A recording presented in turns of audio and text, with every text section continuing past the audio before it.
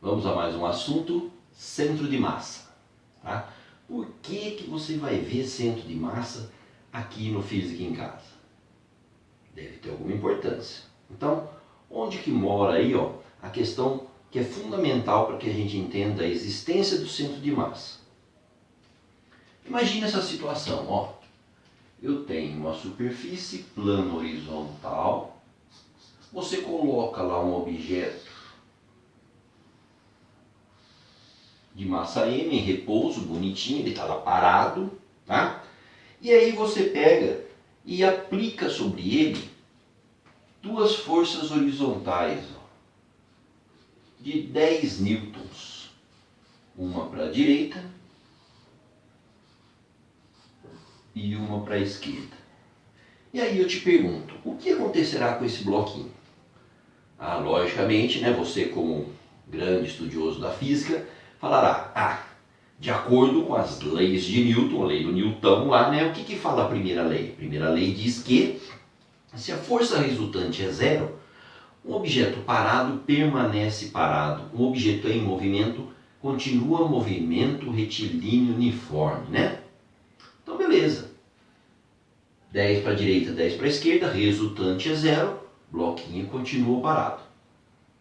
Agora, se eu tivesse feito a mesma pergunta para você, gente, fazendo agora essa figura aqui,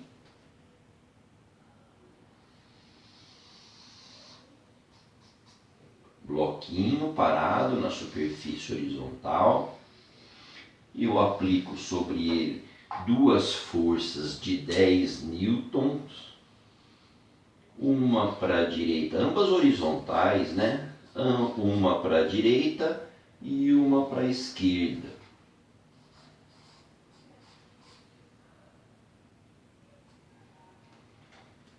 Olhando essa figura, provavelmente você falaria, pera lá, se eu empurro o objeto em cima para um lado e embaixo para outro lado, tendência desse bloquinho, dessa caixa aí, é ela rodar, ela tombar.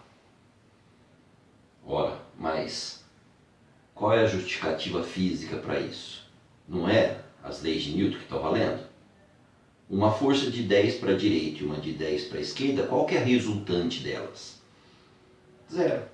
Continua a ser igual ao caso de cima, tá? Mas logicamente você vai falar que, mas pera lá, não pode? Pode. Só que qual é a diferença de cima, na verdade, onde que está a questão fundamental? A questão fundamental está que quando a gente analisa as leis de Newton, o nosso objeto ele é simplesmente um corpo sem dimensão, um corpo pontual.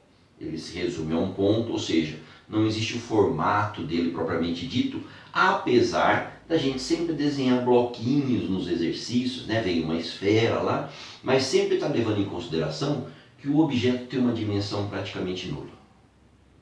Ok? Agora, o que faria então com que o objeto, nesse caso, na prática, pudesse sofrer uma rotação? É que apesar da força resultante ser nula, essas forças se encontram em linhas de ação distintas. E o fato delas estarem em linhas de ação distintas, isso pode criar rotação. Quer dizer, não cria um movimento de translação, não faz o objeto andar de lado, mas pode fazer a rotação. Então, quando a gente vai analisar a rotação, algumas coisas ficam claras que devem entrar agora. Primeiro, é o nosso amiguinho aqui, o centro de massa. Onde que está o centro de massa? Eu vou deixar bem claro agora a importância dele aqui. E a segunda coisa é que se nós vamos ter uma rotação, então a gente tem que pensar no tal momento que a força cria. Qual é o torque que ela cria, qual é a tendência de rotação. Ok? Então veja, a primeira coisa seria a gente entender onde está o centro de massa. Eu vou pensar assim, vamos agora sair do caso do bloquinho, mas pegar o caso onde eu tenho lá uma esfera apoiada sobre uma superfície horizontal plana. Então coloco uma esfera aqui.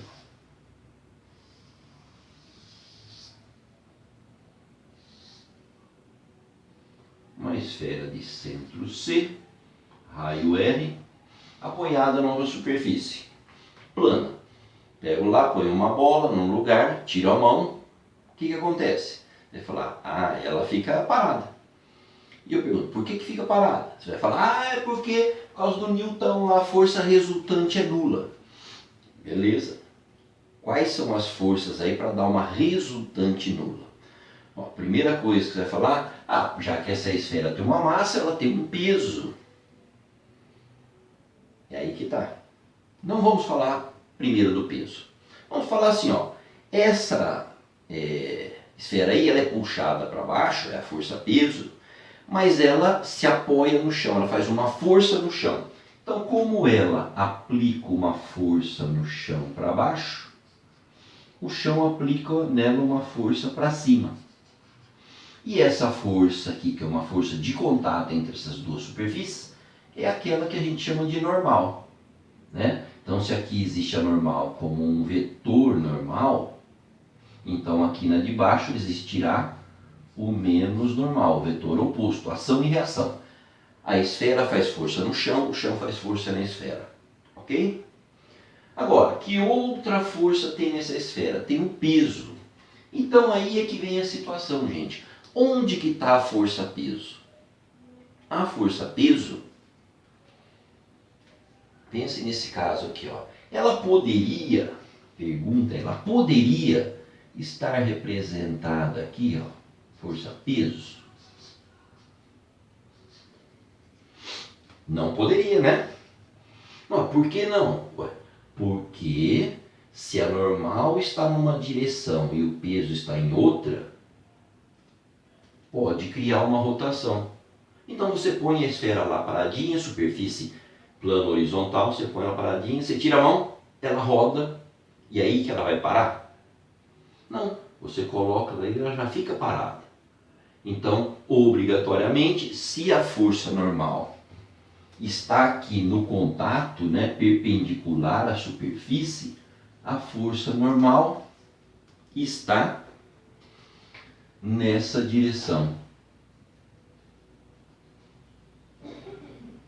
E se a força normal está nessa direção, para que não tenha rotação, as duas forças têm que estar na mesma linha de ação.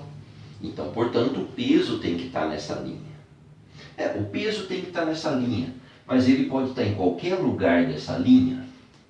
Não pode. Se ele está nessa linha, nessa configuração do desenho, e eu rodo essa esfera, figura é a mesma, né? Então, o peso está nessa linha, mas ele estava em outra linha antes. Como que era essa outra linha? Era uma linha perpendicular, que é o ponto de contato, e passava pelo centro. Essa aqui, por exemplo, ou essa aqui. Então, como pode, a força-peso, uma hora ela está nessa linha, outra hora ela está na outra linha, como que ela pode estar em todas essas linhas simultaneamente? Só se a força-peso estiver aqui, no cruzamento delas. Então, se você quer representar o peso do objeto, a gente coloca num lugar que aquele lugar representa como se toda a massa tivesse concentrada ali.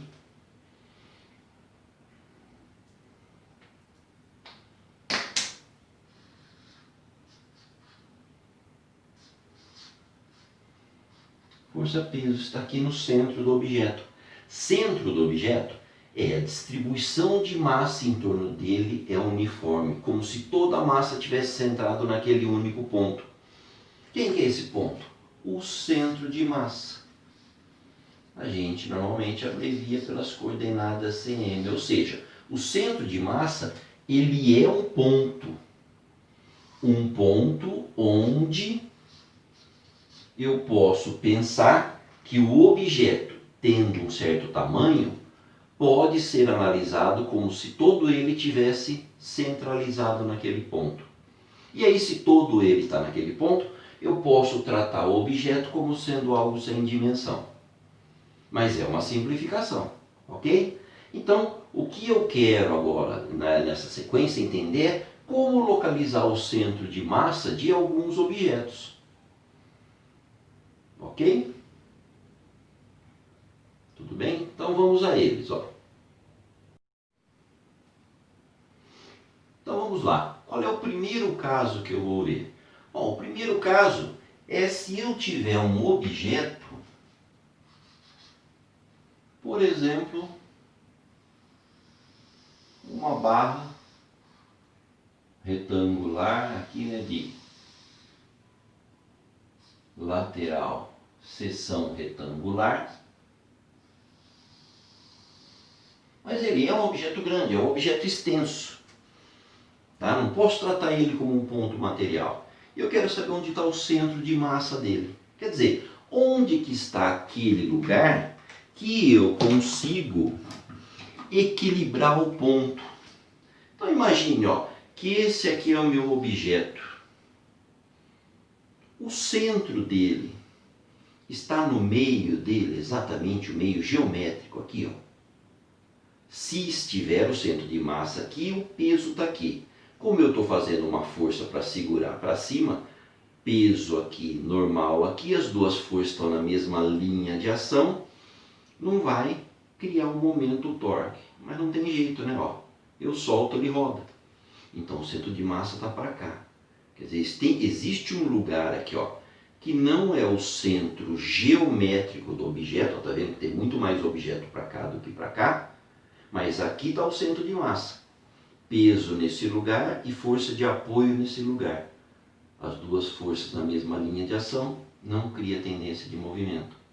Ah, mas por que isso acontece aqui? Porque esse objeto, ó, ele tem uma massa grande aqui nessa ponta e aqui não. Aqui o cano é mais fininho, ó. O cano está separado. Aqui eu tenho vários deles, ó, todos juntos, unidos aqui, né? Então aqui o objeto é bem mais pesado do que do lado de lá, tá? Então não é isso que acontece nesse caso. Então, portanto, se não é isso que acontece, se a barra tiver uma densidade linear, uniforme, em todo lugar a densidade é a mesma, não tem porquê, se você tem uma barra de um determinado comprimento, x, que o centro de massa esteja exatamente na metade dele, x sobre 2.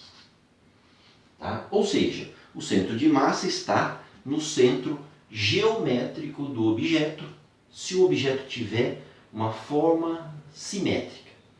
Tá?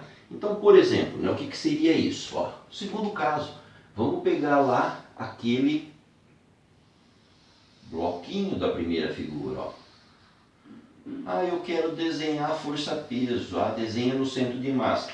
Onde que é o centro de massa? Se esse objeto tiver forma simétrica, a gente acha o centro geométrico dele. Ali está o centro de massa.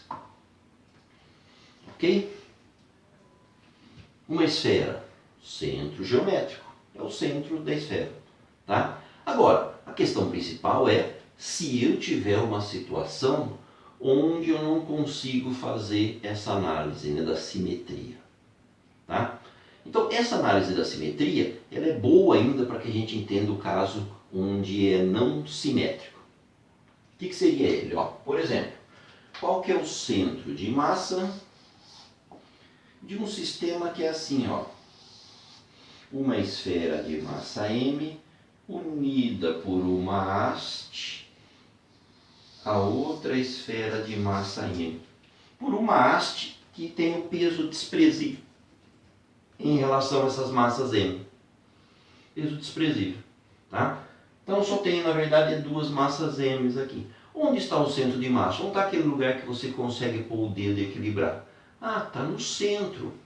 Está no centro, beleza. Está aqui, ó, centro geométrico do sistema. Mas aqui tem aquilo que é importante, ó.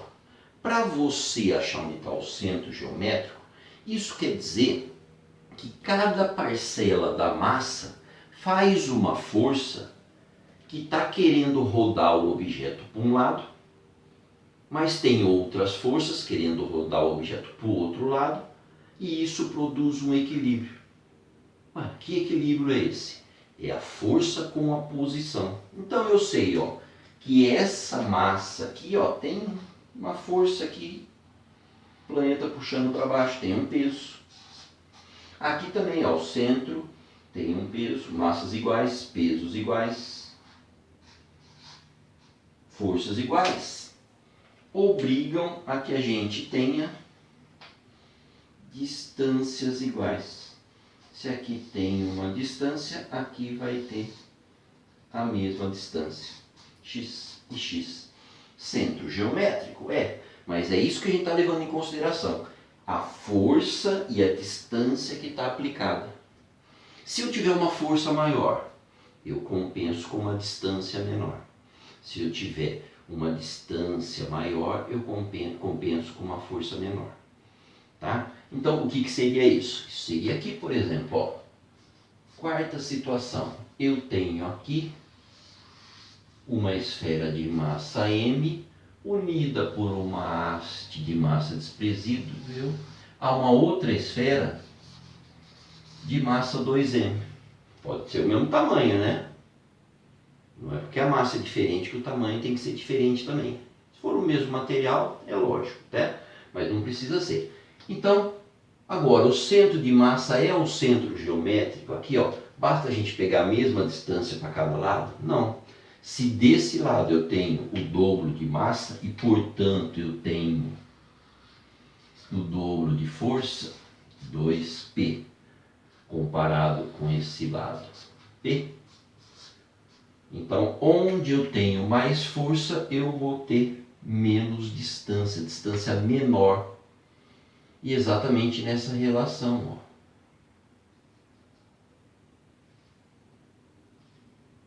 Dividir em 3 pedaços, eu vou deixar 2 para esse e 1 para esse. O centro de massa estará aqui, ó. Aqui a distância ficou x e aqui a distância ficou 2x. Certo? Por quê? Porque eu tenho o dobro de massa, o dobro de força. Se eu tenho o dobro de força, eu vou ter metade da distância para localizar onde está o centro de massa. Certo? E aí, isso faz com que a gente, se resolver colocar um sistema de coordenada bonitinho ali, possa fazer isso aqui, ó.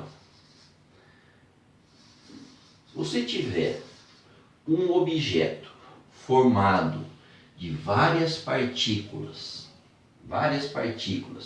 ou isso aqui. O que é isso aqui? É um objeto formado de várias partículas, vários pedacinhos formam um objeto extenso, um objeto grande. Então, eu acho, ó, onde está o x do centro de massa, que a gente costuma chamar de x barra, fazendo assim, ó. Eu sei onde está o centro de massa da porção 1. Eu multiplico pela massa 1. Eu sei onde está o centro de massa da porção 2. Eu multiplico pela massa 2. E assim por diante. Aquele objeto é formado de n pedaços. Então, o centro de massa do pedaço n vezes a massa do pedaço n. Tudo isso dividido pela soma das massas. Ou seja, isso aqui não deve ser muito estranho para você, né? Que é o cálculo da média ponderada.